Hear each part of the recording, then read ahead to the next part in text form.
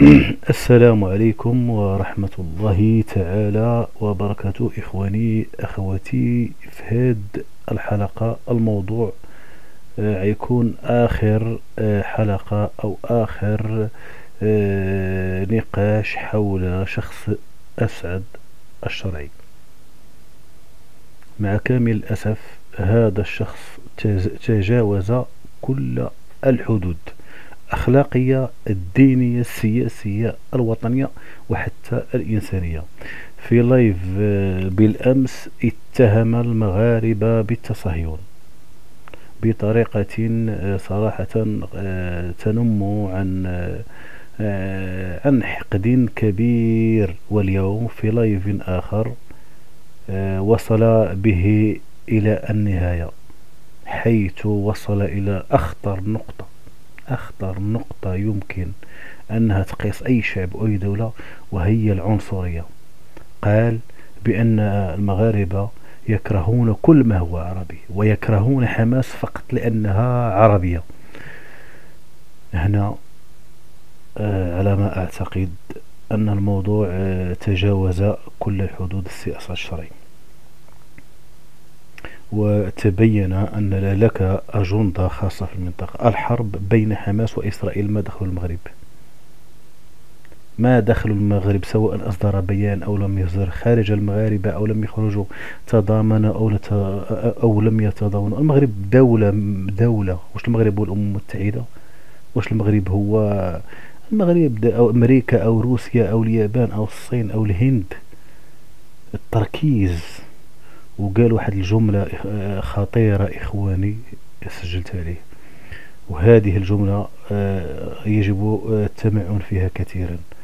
قال لأحد الناس اللي معاه في اللايف، قال له بأن الآخر واحد المشارك معه قال له بأن المغرب تطبع مع إسرائيل بشكل اضطراري. فنهض من مكانه وقال له المغربي عفوا طبع مكرها، ويمكن أن يعاقب إسرائيل بإلغاء التطبيع. فقال له كيف تقول أنه مكره وله الإمكانية في إلغاء التطبيع؟ وفي قبل أشهر كان يقول للمغاربة قولوا أن المغرب طبع تحت الإكراه، ويركز عليها. لم يعد هناك مجال وشك في أن السيد أسعد الشرعي له أجندة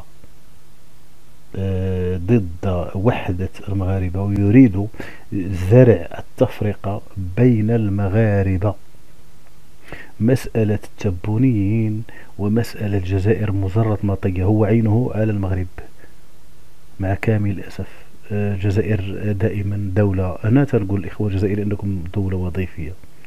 أي شخص عنده مشكل مع المغرب يمتطي صهوة الجزائر. الجزائر دولة وظيفية. هذا الصراع واستغلال الصراع المغربي الجزائري مجرد الهدف ديالو هو الوصول إلى المغرب. من يستهدف المغرب؟ هل الصناعة والمنافسة التركية؟ هل إيران؟ هل الإخوان المسلمون بمعنى الصراع السياسي المشرقي؟ كثير من الأسئلة تطرح. مع كامل الأسف كما سنلاحظ هناك مجموعة من المغاربة، حتى أنا كنت منهم، كنت أدافع بكل صدق، لأنني هنا كنلقى المبررات لياسير ومجموعة من الناس وأنهم يكونوا معه في اللايف. حتى أنا براسي واحد اللحظة كنت ندافع. لقيت الإنسان يتطور وما خاصناش نطيحوا في تجريم المغاربة. هذا الموضوع يمكن أن أعود إليه. الموضوع مغربي ولا يجب تدويله، سواء جغرافيا في المنطقة الشمال إفريقيا أو دوليا. هذا موضوع مغربي يجب أن يناقش مغربيا، ولا يكون تجارة لمن هب ودب وللاسترزاق.